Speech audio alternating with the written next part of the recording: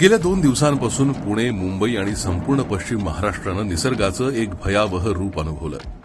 मुसळधार पाऊस, सोसाट्याचा वारा, ढगफुटी सदृश परिस्थिती आणि अतिवृष्टीमुळे अनेक भागांमध्ये जनजीवन विस्कळीत झालं. लोणावळा परिसरात तर अवघ्या 24 तासात तब्बल 670 मिलीमीटर पावसाची नोंद झाली. महाराष्ट्राच्या काही भागात संपूर्ण पावसाळ्यात एवढा पाऊस होतो तो लोणावळ्यात एका रात्रीत पडला.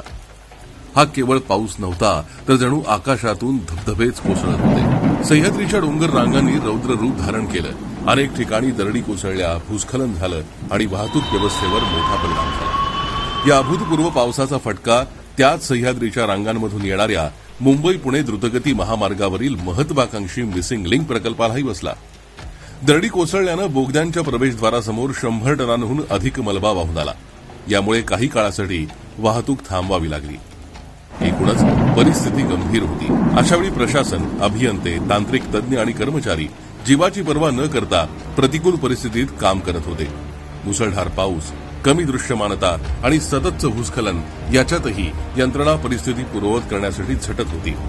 पण दुर्दैवानं या नैसर्गिक आपत्तीच्या काळात काही विरोधी पक्षीय नेत्यांनी मदतीचा हात पुढे करण्याऐवजी राजकारणाचा मार्ग निवडला. मिसिंग लिंक प्रकल्प बंद पडला, प्रकल्पाला मोठं नुकसान झालं, भ्रष्टाचारामुळे ही परिस्थिती निर्माण झाली, अशा प्रकारच्या चर्चा आणि आरोप सोशल मीडियावर पसरवले जाऊ लागले.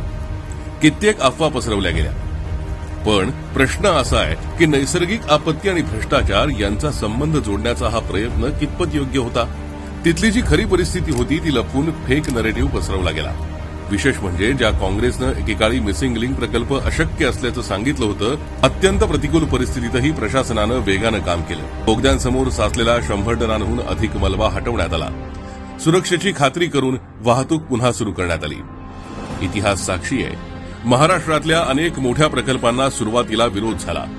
मेट्रोला विरोध झाला, समृद्धी महामार्गाला विरोध झाला, कोस्टल रोडला विरोध झाला आणि आता मिसिंग लिंक प्रकल्पालाही विरोध होतोय. मिसिंग लिंक हा केवळ एक रस्ता किंवा बोगदा नाही. हा महाराष्ट्राच्या पायाभूत सुविधांच्या विकासातील एक महत्वाचा टप्पा आहे. मुंबई आणि पुण्यामधील प्रवास अधिक सुरक्षित, जलद आणि सोयीस्कर करण्याचा हा प्रयत्न आहे. संकट येतील, निसर्गाची आव्हानं कायम राहतील, पण महाराष्ट्राचा विकास थांबणार नाही. सह्याद्रीच्या कडेकपाऱ्यातून मार्ग काढत पुढे जाणारा मिसिंग लिंक प्रकल्प हा आधुनिक महाराष्ट्राच्या जिद्दीचं, तांत्रिक क्षमतेचं आणि विकासाच्या अटळ संकल्पाचं प्रतीक आहे.